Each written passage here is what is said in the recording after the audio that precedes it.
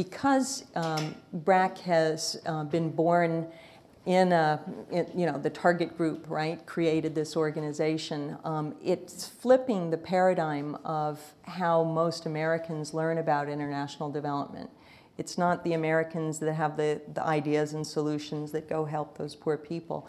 This has been homegrown with business savvy and acumen, an acute sensitivity to the complexity of poverty and the reality of poor women's lives and their families.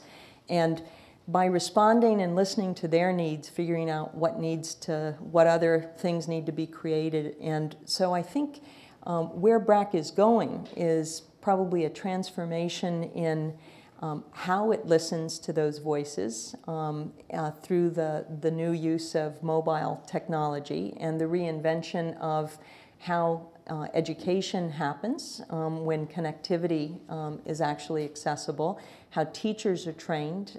BRAC has, 1.5 million kids in its primary and pre-primary school system.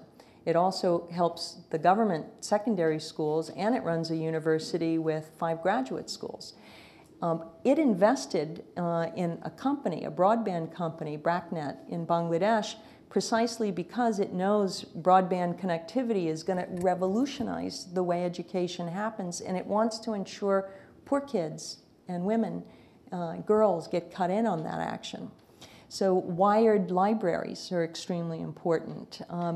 The mobile money is going to change our whole financial services. We've just created a subsidiary of BRAC Bank, bKash, in Bangladesh, and we can't wait for the rest of our microfinance programs in Africa to learn from bKash, because Africa's changing so fast.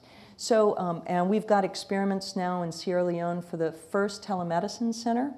We're partnering with Click Diagnostics in the slum communities in Bangladesh and soon in Uganda. Young women in our program are becoming reporters. So I think what's happening is you're going to be able to hear directly from young people, from the communities that are helping. It's like Kiva on steroids, right?